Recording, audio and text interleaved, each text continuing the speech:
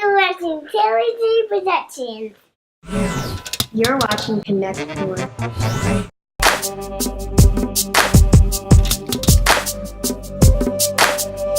Bungalow is actually an exciting company that I've just now gotten started with, and I'm really excited about seeing it grow.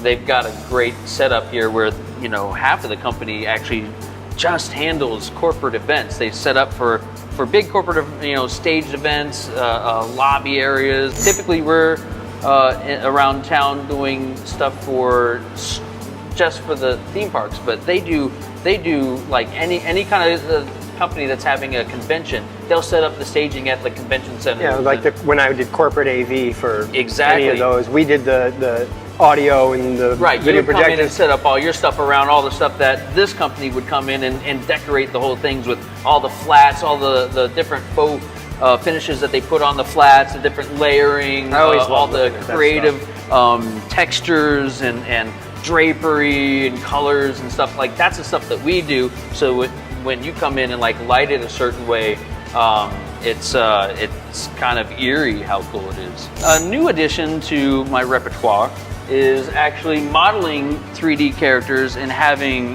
a KUKA arm, which is a 7-axis router. You guys are probably wondering what that was. What do you say we step back here and show these people what's up? Most definitely. Come with me.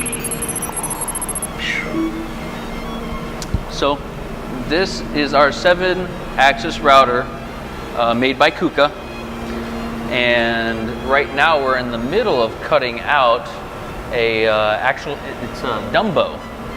So as you can see, this is the result of a roughing pass, which is done with a much larger milling bit. So this used to be a much larger block of foam, but with this plugged into the collet, it has come in and basically just ate away most of this stuff. So you can still see the resulting marks of it, taking it down to within a cushioned tolerance of where the skin is going to be. And now we've loaded in a much smaller bit that actually tapers down to a fine point, and it's running these small little step over passes that run back and forth and further refine the shape until it's whole.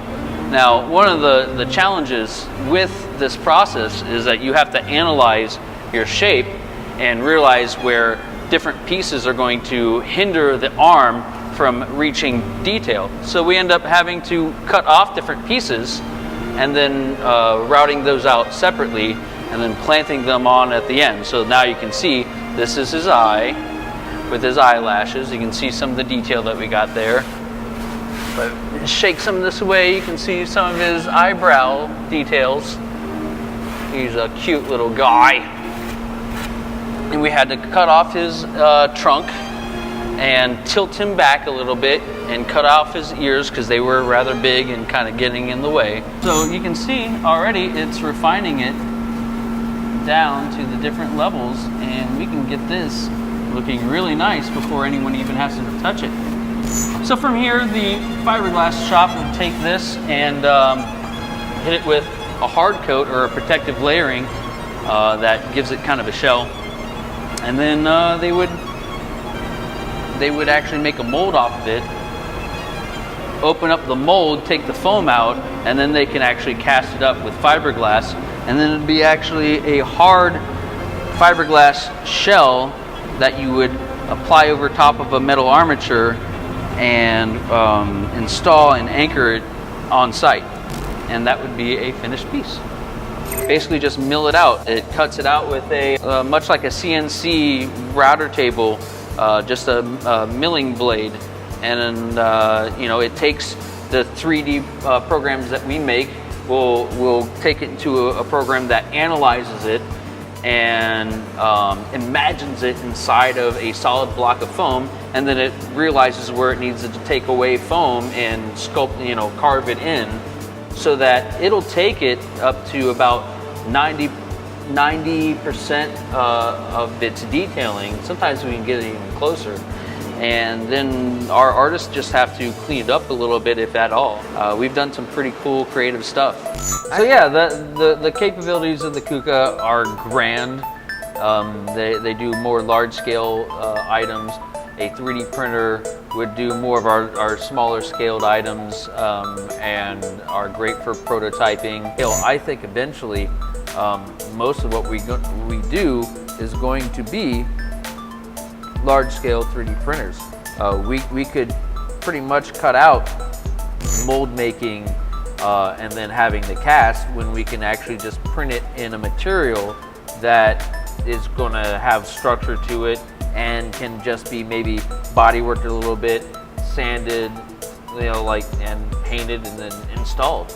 Kuka arms are used in many different environments. They're used for camera shots, factories, automotive. If you want to make circuit boards and you put in little pinchy guys, they can grab the little circuit boards and put it in the right place and then come over and weld, pop, pop, pop, pop, pop. They assemble and weld parts. I mean, manufacturing. When you say, they took my job, they're not talking about the immigrants, the poor little immigrants. You're talking about robots. This guy. And guess what, people? That is not going to stop. No, it's not. You just have to be on the forefront of it. And there has to be people to maintain the robots. Certainly. And program the robots. Them. And there's all kinds. They're not going to take over the world. No. Trust me. No. When you start running the router passes and trying to program You'll find out real fast. You'll find out really fast that these machines, as smart as they are really dumb. If you do not watch very closely, it will go through a nice, beautiful thing where it passes through your stuff, and if you don't tell it to back away from your piece and then return to a home position just so, if you don't tell it to do that and you allow it to do whatever it wants to do, it could just come right up through your stuff. It could like swing through and just knock it right off the table and break it into 1,000 pieces. You never know what it's going to do. It's stupid. It's funny. It really is stupid. Because some people will even say like, oh, well, we're using an intelligent program or whatever. Yeah, it's not AI. Yeah, well, even the AI that people are using right now is not AI in the sense of like Skynet. People don't really understand how artificial intelligence works today.